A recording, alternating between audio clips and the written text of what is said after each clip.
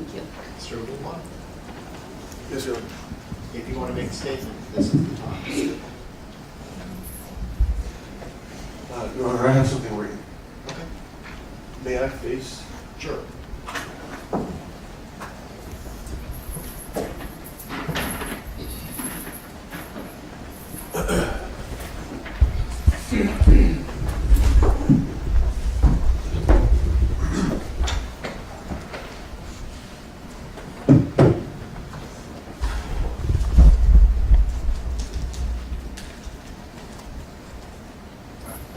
Good morning, everyone.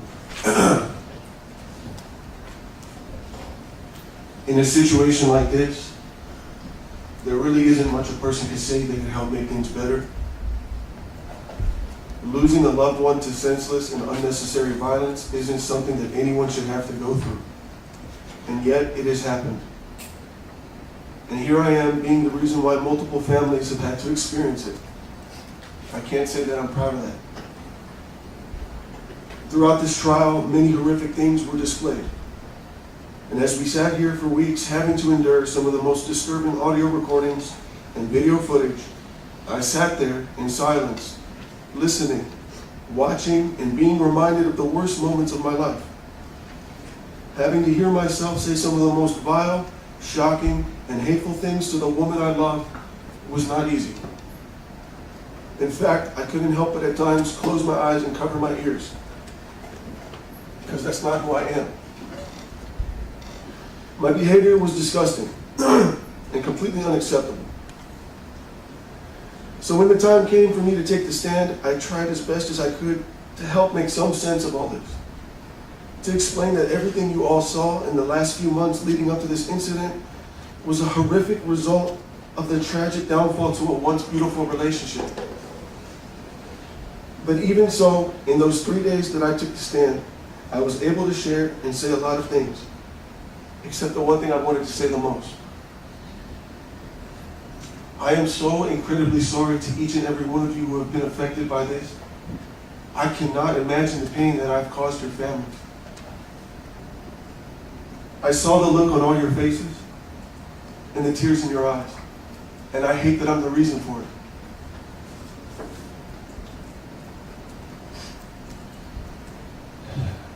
On that day of October 21st, 2021, I was in the worst physical and mental state of my life. I was sick, suffering from an untreated severe mental illness that was combined with a crippling drug addiction, which put me in a state of a drug-induced psychosis. My response in that moment was an unintended, impulsive reaction against my better judgment to the discovery of Ray's romantic involvement with my wife. And for that, I'm sorry. I'm sorry that in that moment I was not mentally strong enough to control myself. I'm sorry that my horrendous action that day resulted in the undeserved deaths of Rayburn Barone and Anna Marie Abulaban.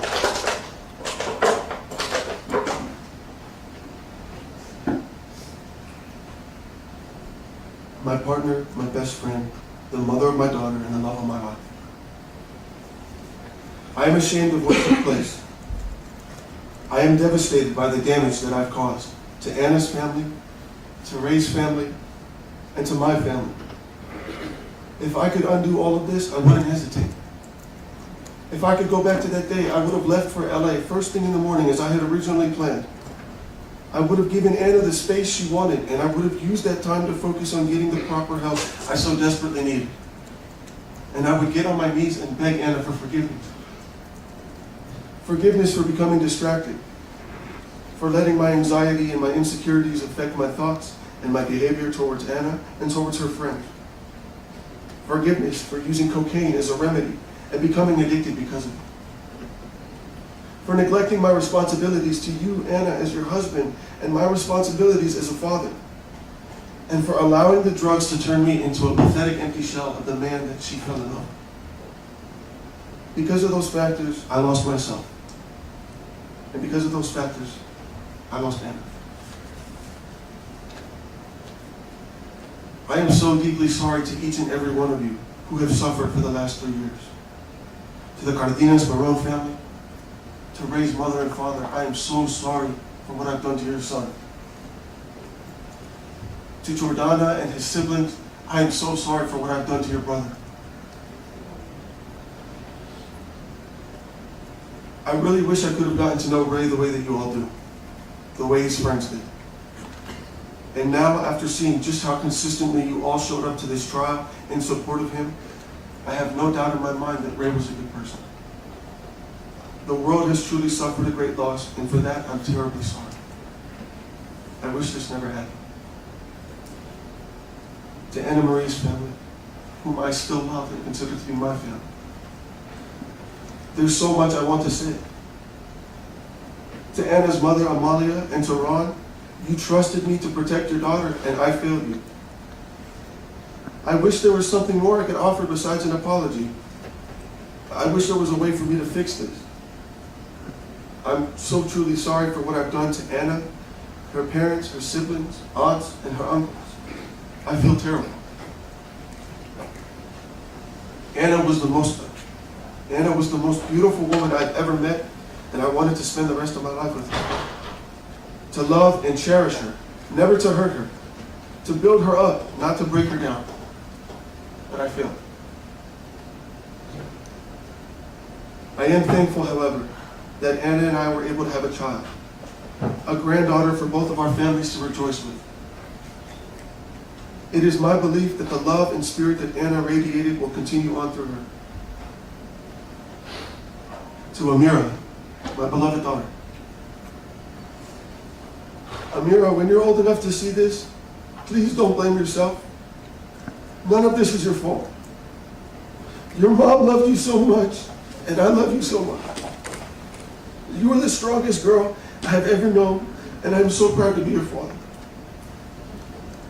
I'm sorry for what my foolish actions have costed you,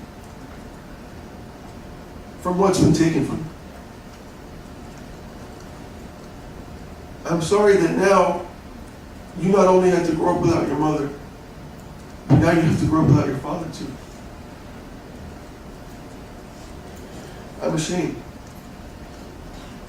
But that is why I will strive each and every day to better myself, to seek rehabilitation, and to hopefully one day come back home to you.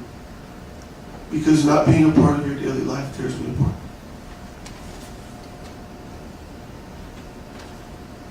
To the Honorable Judge Frazier, I want to thank you for being extremely fair to me throughout this trial and for giving me the opportunity to defend myself. It is truly unfortunate that despite the compelling evidence that this was a crime of passion, somehow the jury still landed on this verdict, and they certainly wasted no time in doing so. The fact that I spent more time on the stand than the jury took to deliberate my fate is very concerning. In fact, the jury foreman himself told Fox 5 news reporters that a few of the jurors wanted to pick second degree, but were pressured not to by the rest of the jury. I think that speaks for itself, loud and clear, that reasonable doubt was intentionally overlooked, and that justice was not the motivating factor behind the decision. It was vengeance. And now I am left with no other option but to spend the rest of my life in prison. Death by incarceration. A very slow and drawn-out death sentence. That means in 50 years from now, should I still be alive, I would still not be considered for release. I don't think that's fair at all. Especially after it has been made clear that drugs and alcohol were involved. And add that to, along with infidelity and mental illness, and you've got a recipe for disaster. One that anyone could fall into. It's happened to me and I still can't believe it. Being sent to prison without the hope of ever getting out honestly feels like I'm being sent to hell. And that's terrifying. And I don't think that's right either. Personally, I believe everyone should have the ability to parole because everyone has the ability to change. But nonetheless, even still, it is my goal to serve my time with the utmost outstanding conduct and to participate in every rehabilitative program while being a positive role model to other prisoners.